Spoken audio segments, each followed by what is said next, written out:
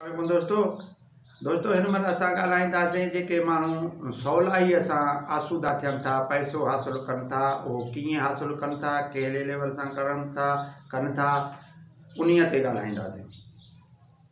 दोस्तों अॼुकल्ह ॾिसो था त काफ़ी माण्हू जल्दी में तरक़ी पज़ीर थी था वञनि, तरक़ी याफ़्ता थी था वञनि ऐं तरक़ी वारा थी था वञनि। हिकिड़े नंढनि फैमिलियुनि मां उहे जल्दी में आसूदा थी था वञनि। उन्हीअ जा कारण, उन्हीअ जा सबब उहे तव्हांखे ॿुधायां त इहे कहिड़े लेवल सां माना रातो राति माना हुननि वटि दुनिया दौलत घणो अची थो वञे।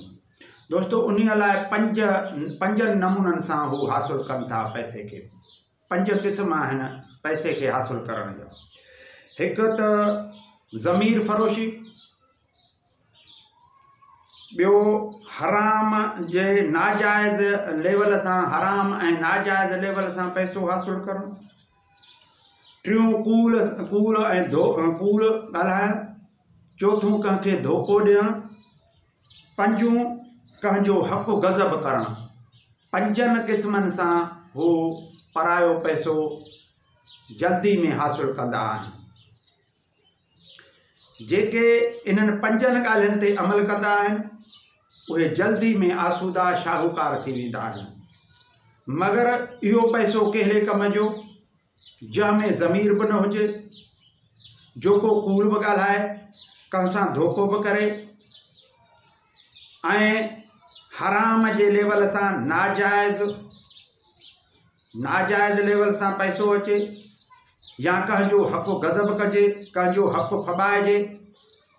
इहो पैसो बि कहिड़े कम जो, इन्हीअ जो त दुनिया दौलत बि कंहिं कम जो न आहे, छो त आख़िरत बि उन जी न थींदी ऐं हिते बि बेसुकूनी सां उहो ज़िंदगी गुज़ारींदो।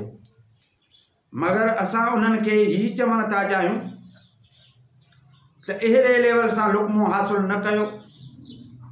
हराम जो लुक़्मो खाइण सां औलाद बि नाफ़रमान थींदो, इबादत बि क़बूल न थींदी। इबादत बि हिलाल जे जेको लुक़्मो खाई तव्हां इबादत कंदो उन में रूहानियत पैदा थींदो, उन में माना अल्लाह जी वेझराई हासिल थींदी।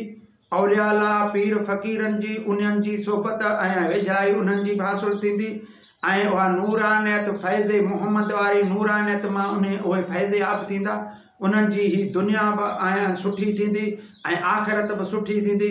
मगर जेके माण्हू हिन दुनिया जे लाइ, हिन ॾोकल पैसे जे लाइ पंहिंजी आख़िरत खे बर्बाद पिया था कनि, उहे हिननि 5 ॻाल्हियुनि ते अमल पैरा आहिनि ऐं पाण खे अमीर तरीन शख़्सियत ज़ाहिर करण लाइ इन्हनि 5 ॻाल्हियुनि ते हू अमल पिया था कनि। हिकु त ज़मीर फ़रोशी कनि था, माना बेज़मीर रहनि था। ॿियो हराम खोरीअ सां पैसा नाजाइज़ तरीक़े सां हासिल कनि था। टियों कूड़ ॻाल्हाइनि था। चौथों धोखो कनि था। पंजों कंहिंजो हक़ गज़ब कनि था। तंहिं करे उहे माण्हू आसूदा ऐं शाहूकार रहनि था।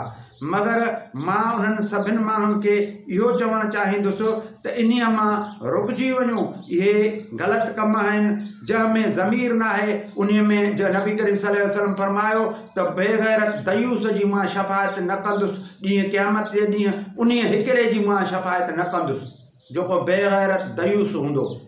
दोस्तों उहा ज़िंदगी कहिड़े कम जी जंहिंमें अमर खया वञनि। तव्हांजे लेखे त असां वटि पैसो दुनिया घणो आहे, वॾनि वॾनि गाॾियुनि ते चढ़ूं था ऐं एसियुनि में वेहूं था ऐं सुठा बंगला आहिनि, मगर इहे बंगला कहिड़े कम जा जंहिं ते आख़िरत में बि अमर खयो वञे ऐं हिते बि अमर खयो वञे। आख़िरत में त कमीनो थी ज़ाहिर थिए ऐं ख़राब माण्हुनि जे लिस्ट में दाख़िल थी वञे ऐं उन जो क़यामत जे ॾींहुं मुंहुं कारो करे उथारियो वेंदो, जेको उहो ज़ाहिर हूंदो परे मां ई ॾिसण में ईंदो ऐं उन खे खॿे हथ में अमलनामा ॾिना वेंदा।